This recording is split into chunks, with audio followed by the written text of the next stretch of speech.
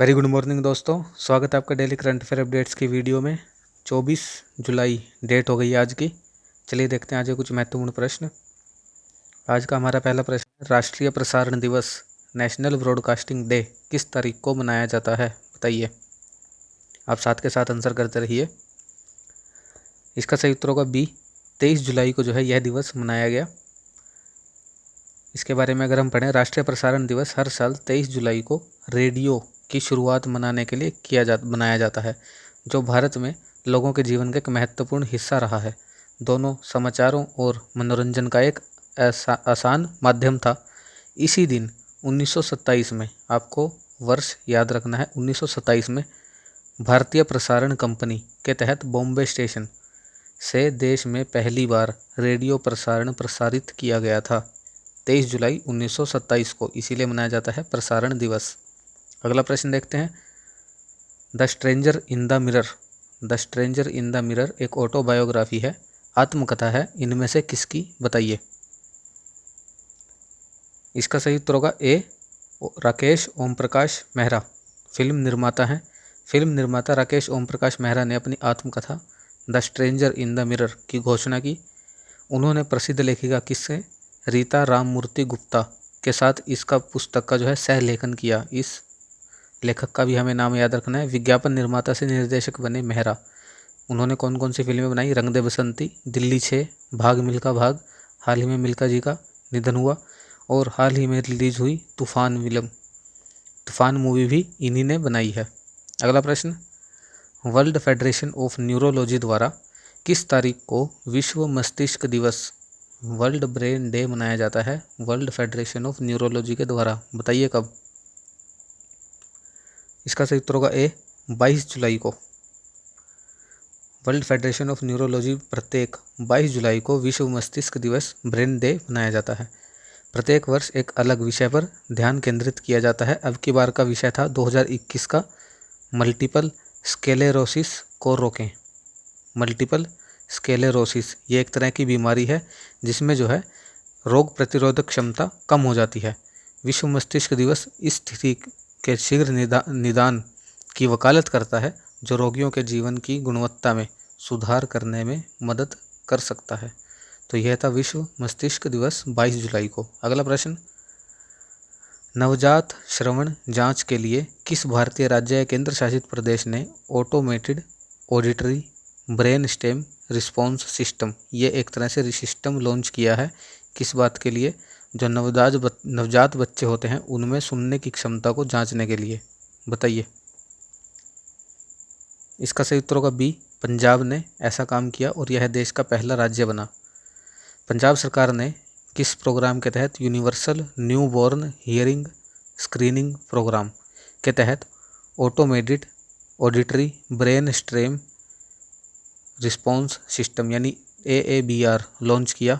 पंजाब जो है ऐसा करने वाला देश का पहला राज्य बना जिसने नवजात और छोटे बच्चों में श्रवण हानि के प्रबंधन के लिए AABR प्रणाली शुरू की। AABR की फुल फॉर्म भी आपको याद रखनी है, automated auditory brain stem response system. यह universal new born hearing screening programme के तहत किया जाएगा। अगला प्रश्न, निम्नलिखित में से किस देश ने पहली बार भारत को अफगानिस्तान पर ट्रोइका प्लस बैठक, जो ये मीटिंग है यह इम्पोर्टेंट है, अफगानिस्तान से रिलेटेड मीटिंग है, ट्रोइका प्लस। हाँ, आपको पता है अफगानिस्तान में जो है तालिबान ने दोबारा से टेक ओवर कर लिया, तो किस देश ने यह बैठक बुलाई थी? बताइए। इसका सही उत्तर होगा डी, रूस ने। रूस ने यह बैठक बुलाई थी, ट्राइका प्लस। रूस ने पहली बार भारत को अफगानिस्तान पर किन 3 देशों के बीच, रूस, अमेरिका और चीन, ट्रोइका प्लस बैठक में आमंत्रित किया? बैठक का उद्देश्य क्या है? अन्य मुद्दों के साथ साथ तालिबान की भूमिका और देश के भविष्य पर चर्चा करना। मीडिया रिपोर्ट के मुताबिक ईरान को भी इस बैठक के लिए आमंत्रित किया गया है। बैठक में पाकिस्तान और अफगानिस्तान के प्रतिनिधियों के भाग लेने की भी उम्मीद है। तो भारत को इसमें पहली बार इनवाइट किया गया, तो हमारे लिए इम्पोर्टेंट हो जाता है ट्राइका प्लस। अगला प्रश्न, चेकमेट स्टील्थ फाइटर, यह एक फाइटर प्लेन है, ये वाला, यह सुर्खियां बहुत बटोर रहा है बहुत, किस देश से संबंधित है? हमें बताना है। बताइए। Checkmate stealth fighter plane. इसका सही उत्तर होगा सी, रूस से संबंधित है ये। रूसी विमान निर्माता ने चेकमेट नामक स्टील्थ फाइटर के एक प्रोटोटाइप का अनावरण किया। राज्य के स्वामित्व वाली सैन्य दिग्गज कौन? रोस्टेक कंपनी ने यह बनाया, जो रूसी प्रौद्योगिकी के निर्यात के लिए जिम्मेदार है। नई 5वीं पीढ़ी के हल्के सिंगल इंजन फाइटर जेट की झलक का अनावरण रूसी राष्ट्रपति किसने? व्लादिमीर पुतिन ने किया। 1500 किलोमीटर के लड़ाकू दायरे और 7 टन लड़ाकू भार के साथ इस अद्वितीय लड़ाकू प्रोटोटाइप को रूस ने पहली बार विकसित नहीं किया है। तो यह पहली बार विकसित नहीं हुआ, अगर स्टेटमेंट बन के आए तो वो स्टेटमेंट सही होगी। अगला प्रश्न, FIDE फीडे जो है किस खेल का अंतर्राष्ट्रीय महासंघ है? बताइए इसमें से फीडे, इसकी फुल फॉर्म हम आगे देखेंगे। इसका सही उत्तर होगा बी, शतरंज। ये हाल ही में न्यूज़ में था, क्यों देखते हैं। फेडरेशन इंटरनेशनल डेस HX, इसकी फुल फॉर्म है फीडे की, ये रही फुल फॉर्म इंग्लिश में, फेडरेशन इंटरनेशनल डेस HS, जो है शतरंज महासंघ है, जिसका मुख्यालय कहाँ? स्विट्ज़रलैंड के लुसाने में। स्विट्ज़रलैंड के लुसाने में इसका हेडक्वार्टर है, यह भी इंपॉर्टेंट याद रखना है। इसकी स्थापना 20 जुलाई 1924 को की गई थी और इसके 195 सदस्य देश हैं। फीडे के गठन के उपलक्ष्य में हाल ही में हमने पहले की वीडियो में प्रश्न देखा था कि चेस डे मनाया गया था 1966 से 20 जुलाई को विश्व शतरंज दिवस मनाया जाता है। यह दिन अधिक लोगों को शतरंज के लिए खेलने और आनंद लेने के लिए प्रोत्साहित करता है। शतरंज जो है भारत में उत्पन्न हुआ, फारस में गया वहाँ से, और फिर उसके बाद दक्षिणी यूरोप में फैल गया। तो सबसे पहले शतरंज की जो उत्पत्ति हुई थी वो कहाँ? भारत में हुई थी। अगला प्रश्न, हाल ही में निम्नलिखित में से किस सांसद को राज्यसभा से निलंबित कर दिया गया? बहुत ही हॉट टॉपिक प्रश्न है, बताइए किसे निलंबित किया गया? इसका सही उत्तर होगा सी, शांतनु सेन जी को। TMC के सांसद हैं ये। शांतनु सेन, तृणमूल कांग्रेस के सांसद को राज्यसभा से शेष मानसून सत्र के लिए निलंबित कर दिया गया, जब उन्होंने नवनियुक्त सूचना प्रौद्योगिकी मंत्री अश्वनी वैष्णव से कागजात छीन लिए, जब वह पेगासस, हमने पढ़ा था पेगासस के बारे में भी, जासूसी कांड के बारे में एक बयान पढ़ रहे थे वो मंत्री, और उनके कागजात छीन के उन्होंने फेंक दिए। किसके द्वारा यह प्रस्ताव पेश किया गया जो इनको निलंबित करने का? वी मुरलीधरन द्वारा।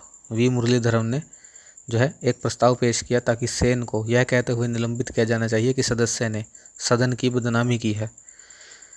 तो इसको निलंबित करने का नियम क्या है? सरकार ने नियम 256(2) यह नियम हमें याद रखना है। यह भी पूछ सकते हैं कि यह नियम किससे संबंधित है। सरकार ने नियम 256(2) के तहत TMC सांसद को निलंबित करने की मांग की। यह नियम कहता है कि कोई भी विधायक जिसने सभापीठ के अधिकार की अवहेलना की है या व्यवधानों में के माध्यम से परिषद के नियमों का दुरुपयोग किया, उसे राज्यसभा के सभापति कौन होते हैं? उपराष्ट्रपति के सहमत होने पर शेष संसदीय सत्र के लिए निलंबित किया जा सकता है।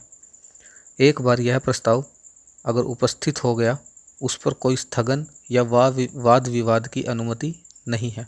तो यह जो हमारा पहरा है वो बहुत इंपॉर्टेंट है, इसको याद कर लेना।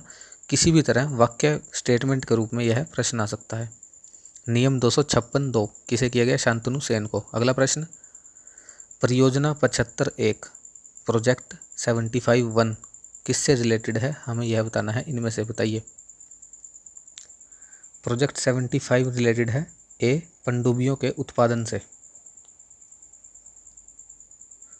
प्रोजेक्ट 75(1) परियोजना के तहत आधुनिक मिसाइलों, अत्याधुनिक काउंटर मेशर्स सिस्टम, उन्नत टॉर्पीडो, ईंधन सेल आधारित AIP हथियार और सेंसर के साथ साथ समकालीन उपकरणों से सुसज्जित 6 आधुनिक स्वदेशी पारंपरिक पनडुब्बियाँ होंगी। तो यह एक पनडुब्बियाँ बनाने का प्रोजेक्ट है, प्रोजेक्ट 75(1). प्रोजेक्ट 75(1) में प्रशिक्षण, पुर्जों के पैकेज, संबंध, किनारे समर्थन और इंजीनियरिंग सहायता पैकेज भी शामिल होगा। तो यह पनडुब्बियों से संबंधित है, हमें याद रखना है। अगला प्रश्न, भारत के उपराष्ट्रपति M वेंकैया नायडू ने निम्नलिखित में से किसके द्वारा लिखित यह बुक पल्लेकु पट्टाभिषेकम जो है पुस्तक का विमोचन किया, यह किसके द्वारा लिखी गई है बताइए। पल्लेकु पट्टाभिषेकम। इसका सही उत्तर होगा ए, यालमंचिली शिवाजी। भारत के उपराष्ट्रपति एम वेंकैया नायडू ने पूर्व सांसद यालमंचिली शिवाजी द्वारा लिखी पल्लेकु पट्टाभिषेकम नामक पुस्तक का विमोचन किया। यह पुस्तक किस बारे में? ग्रामीण भारत और कृषि पर आधारित है। उपराष्ट्रपति ने कहा कि गांव और कृषि आंतरिक रूप से जुड़े हैं। हमें अपने गांव में ग्राम स्वराज्य लाने के लिए उनके मुद्दों को समग्र रूप से संबोधित करना चाहिए। किनके? गांव के मुद्दों को। तो किसके द्वारा लिखी गई है? यालामंचिली शिवाजी, पल्लेकु पट्टाभिषेकम बुक। अगला प्रश्न, हाल ही में खबरों में रहा गांव बूढ़ा, ये एक टर्म है, गांव बूढ़ाज शब्द है, यह किस राज्य से संबंधित है? हमें यह बताना है इनमें से, बताइए। गांव बूढ़ा एक शब्द है, इसका सही उत्तर होगा सी, असम से। देखिए, असम में गांव बूढ़ा की स्थापना औपनिवेशिक काल से पहले की जाती थी, जब अंग्रेजों ने गांव के सबसे बुजुर्ग व्यक्ति को मुखिया के रूप में नियुक्त किया था। मतलब जो गांव का सबसे बुजुर्ग व्यक्ति था उसको मुखिया बना देते थे और उसको क्या टर्म नाम दिया जाता था? गांव बूढ़ा, जो एक विशेष क्षेत्र में भूमि और राजस्व से संबंधित मामलों की देखरेख करता था। यह पद आमतौर पर सबसे पुराने, सबसे अधिक जानकार व्यक्ति के पास जाता था, जिसका किसी गांव या छोटे गांव के समूह के सभी सदस्यों के साथ व्यक्तिगत संबंध होते थे। तो अगर जाहिर सी बात है पुराना है तो सबके साथ उनके संबंध होंगे। अरुणाचल प्रदेश में भी गांव बूढ़ाज या बूरी सबसे महत्वपूर्ण ग्राम स्तर के पदाधिकारी हैं। न्यूज़ में क्यों था? असम कैबिनेट ने घोषणा की कि जो गांव बूढ़ाज होंगे वो अब गांव प्रधान उनको कहा जाएगा। मतलब जिन जिन गांव में गांव बूढ़ा पद थे उनको गांव प्रधान में बदल दिया जाएगा। किसमें? असम कैबिनेट ने यह निर्णय लिया। अगला प्रश्न, हाल ही में खबरों में रहा सेल्ला पास, सेल्ला दर्रा निम्नलिखित में से किस राज्य में स्थित है? बताइए। इसका सही उत्तर होगा बी, अरुणाचल प्रदेश में है सेल्ला पास। क्यों न्यूज़ में था? सेला सुरंग, सेला पास पर सेला सुरंग बन रही है अरुणाचल प्रदेश में। निर्माणाधीन सेला टनल ने की एस्केप ट्यूब का अंतिम विस्फोट हाल ही में किया गया। एस्केप ट्यूब 13,000 फीट की ऊंचाई पर सेला टनल दुनिया की सबसे लंबी बाई लेन रोड टनल होगी। मतलब 2 लेन वाली रोड होंगी इसमें। उस टनल की सबसे ऊंची और सबसे लंबी दुनिया की टनल होगी। यह तवांग को हर मौसम में कनेक्टिविटी मुहैया कराएगा। तवांग जो अरुणाचल प्रदेश का क्षेत्र है, ये है सेल्ला पास टनल। यहाँ पर है तवांग और यहाँ पर है दिरांग। तो दोस्तों ये था आज का हमारा लास्ट प्रश्न। आशा करता हूँ आपको वीडियो पसंद आई होगी। एक और प्रश्न है, जो गल्फ ऑफ ओमान है वो हाल ही में बहुत न्यूज़ में थी। गल्फ ऑफ ओमान, चलिए बताइए, जो गल्फ ऑफ ओमान है वो किस देश की सीमा उससे लगती है? ओमान तो हो ही गया, 2 और देश हैं, बताइए कौन कौन से देश हैं? कमेंट करके अपना स्कोर भी कमेंट करके ज़रूर बताइए। धन्यवाद। Have a nice day.